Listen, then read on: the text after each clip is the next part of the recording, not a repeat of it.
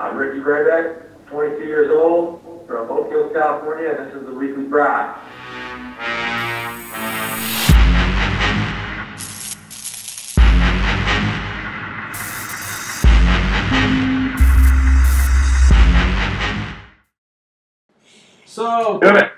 So you're out of California. Last year you were on a Honda, right? You were on a Honda, and then you switched to Cowie. And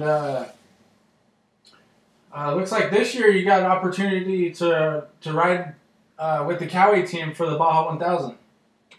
Yeah, last year I kind of went back and forth. I had an '09 450X that I mainly used for free running down in Mexico, and then I had a Cowie that I was racing Big Six and just selective races out here local. And then for Best in Desert, my partner Tyron and I, we had a Cowie also. And Baja this year, I got lucky enough to get asked by probably Bell and Dave Pearson if I wanted to ride with them down south.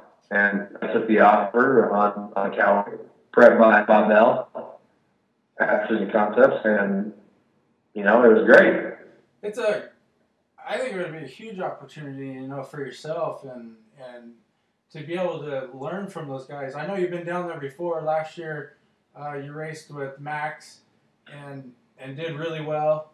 And then, with this year, taking all the experience from last year and then learning more, you probably just had a ball down there.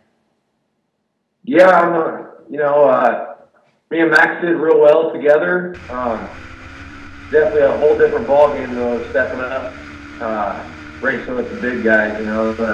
The guys you look up to when you're my age or younger, and it's just a different ballgame, different speed, different free run strategy, and you should be a lot smarter to pre-run and dial in your section racing against those guys. Yeah. So going down the Baja, obviously you went down like probably a week early, test road. Who'd you ride with primarily? 2 weeks before Baja, my partner Dave Pearson and I went down with Ty Renshaw as the driver. We just went down for 3 days to kind of go look at the sections and just ride. Then I went down with my co-driver, Kyle Mangles. He's my big guy, my chase guy, a week early. I usually run by myself, but if I see, a friend out there that's riding alone, I'll ask him if he wants to go hang out and ride with me for the day, just because when you first run, it's fun, but it gets boring at the same time, hanging out up there by yourself. Yeah, constantly riding, you're putting in the hours basically opposed to the miles, and learning your sections constantly. You got to have somebody to back up with, Yeah, it's always good to have someone out there, talking to you and hanging out with you when you stop to take a little 5-10 minute break. How did you guys like the new start, like at nighttime? It was for me because I didn't ride off the starting line. That was Dave Pearson's section, but for me it wasn't anything new to me because I had the night section obviously, but if it was starting in the morning at 6 a.m. I would still probably have a night section. So nothing new really for me, but I think it seemed a little dangerous, but I've been talking to people and they've been really liking it. So we'll see where that goes. Yeah, I can see the pros and cons. Like starting at night, everybody's excited right off the start. And as well as a spectator, there could be more things that could, potentially happen or, to get hurt wise. But it seemed like for the, trophy trucks not to catch the bikes, it really helped them out. So. Yeah, it's starting at night for the bikes definitely keeps your eyes open and keeps you on your toes off the starting line going to town. And the trucks starting the next day in the morning. I'm sure they like that too. They had a little bit more racing in the daylight. Yeah. What sections did you have? Like, where did you eventually get on the bike at? I got on in Ojos and rode to kilometer 78. That's about mile 80 to 85. Mm-hmm. And then Dave Pearson rode over the summit down to Three Poles, which is where Highway 3 and Highway 5 meet at the military checkpoint, mile 200 or like 190-ish. I got on there, and then I rode all the way down to the end of Portecitos. It's all hoops.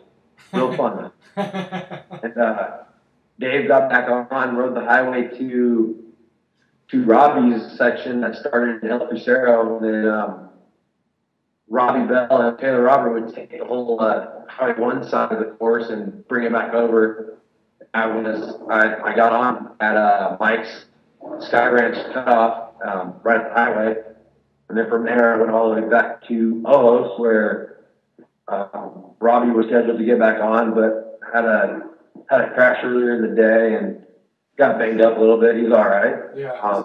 Set you guys back a little bit. What was that? Set you guys back a little bit. Yeah. So after I rode from Mike's all the way to Ojos, Dave got back on and did the last 40-something miles to the finish. Nice. So, overall, you guys got second.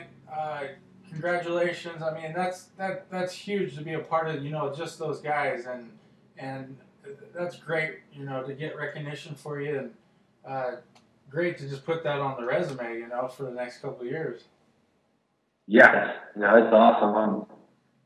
I got to team up with, the guy that I looked up to when I was, 16, 17 years old, just racing out here at the Hare and Hounds.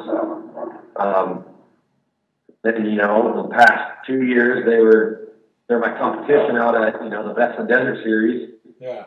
And then to finally ride with them, it was, it's definitely a dream come true for me, and it was pretty cool. So, basically, it sounded like it was a bittersweet year. I mean, you're on Kawasaki, but it sounded like a situation, where Kurt came up and you got involved with that, and I think you handled the situation the best you could, and I think you did a great job, with the circumstances, and good job to you, and hopefully, you did the best you could do, Yeah, I couldn't really do much for, how far we were behind due to problems we had earlier in the day. But you're right, I did what I could do. Yeah. And, it was, I don't even know. I don't even know what to say right now. Yeah, no. So, with the Baja 1000 and the circumstances there, bittersweet, the following weekends you had the Best in the Desert series, and you and Ty were racing that series, and I think Ty was hurt. Something happened to Ty, or he couldn't make the last event for the 250, and you were going to ride the bike solo. Yeah, it was race was 2 weeks after Baja, and no, Ty wasn't hurt. The course was just it wasn't really 250 miles. They say the Henderson 250 because the trucks and the buggies go 250 miles. Yeah. But the bike loop is like half of the truck loop, and we do 3 laps. So the total mileage came out to like 135, I think it was. Yeah. So it's a short race. We started at 6:15 in the morning. Sun ain't even up yet. I think I was done by 8:30 and undressed and ready to go home. That's crazy. That was another thing. Like, I read the Robbie Bell thing. I read his for the race, and one of the things he was kind of sketched out by was the start of the race. I mean, the sun wasn't even up at this time of the year, and Yeah. and you took off with the beta team, side by side for the start of that race. I mean, how were you feeling? You know, like the sun wasn't even up, but you're like, all right, let's just pin it. Yeah, that's like, it's like starting any race. You get the chills, you get a little nervous, and that's what I like. The adrenaline, it gets me going, and it was pretty cold, and Casey Folks at Best of Desert has some of the best courses. If you like to go real fast, Best of Desert is definitely a series to get into. Um, the start was water. It's like a little chicane you go through. And man, it was so cold that I'm pretty sure the mud was frozen because I went into that first corner next to Nick, and man, I did a flying W and almost tipped over in the first corner, but I saved it, gathered my stuff up, and just kept going. And he got the whole shot on me, but like maybe 200 yards after the green light, we had like a sandy uphill. Me and him were drag racing to the dusty section, and I held on a little bit longer, and that's when I jumped in front of him and never looked back from there. Yeah, everybody said that you on the first lap you had a 3-minute lead. I mean, that's incredible. I mean, you had to have some kind of motivation or something. I mean, you're just like, I'm gonna win this. Yeah, I knew I had a shot, a 50-50 shot if I won overall, and Robbie got second, then I wouldn't get the number one plate. And he ended up getting third, which is what I needed for the number one plate, and it came out to be we both tied with 393 points, and the winner of the last, well, not the winner, the best overall of the last race would get the number one plate, and that was me. But he followed me on Facebook the night before the race. I said, I hashtagged I ride for Kurt, and I really wanted to win and do it for him. So it was pretty cool. I got the win, and I'm stoked. No, that's definitely cool, man. He's looking down at you, just smiling because you were on it that day. Yeah, I want to do it for him. So I know that last year and a couple of this year, the Big Six races that you've been doing. I mean, it seems like your specialty right now is the desert, the faster stuff. Do you have any interest in the Hare and Hounds at all? Yeah. When I was in high school, 17 years old, I was going out there every weekend racing, thrashing my bikes. My dad was helping me out. That stuff gets expensive, and now I'm kind of I have a job, and the Hare and Hounds really beat your stuff up. But now I think I'm getting the support that I need to go back out there and thrash up some stuff and do as best I can. No, that's good. At first, when I saw you on Facebook, I gotta be honest, I was like, this guy's a little cocky. I mean, you're putting up pictures, how you're doing, and at first, it was like, all right, I kind of know who this guy is. But if you think about it, it just hit me a couple of days ago. You're self-promoting yourself in an industry that you need to do that. Like, I don't think people understand, the support, how to get support. It's all about self-promoting, and that's what you're doing. You promote yourself, and then in return, you're getting sponsors, you're getting help, and you're getting exposure for all these companies, and that's great. I mean, that is really good right now. Yeah, I'm trying to do what it takes to keep riding my bike, and I know you and I know there's no money in off road, and yeah, it's all for fun. But if you're young and you have to race, you tend to do what you have to do to keep doing it. Yeah. So I like to talk. I like having sponsors, and I like going out and hanging out with off-road families. They're great people. No, and that's the other thing. Like, I finally met you. I talked to you on the phone. We've communicated back and forth. And dude, you're straight up like a really nice guy. You know what I mean? You have the heart just as everybody else does for racing. Get a little bit of support, and look where it's taking you right now. I mean, you're putting the time and effort into it. You're doing Baja 1000, with some of the top guys right now. So it's awesome. Yeah, it's definitely cool where I'm at right now. I'm still young and still, I like doing this stuff, and I like going out there and talking to everybody. I like hanging out with them.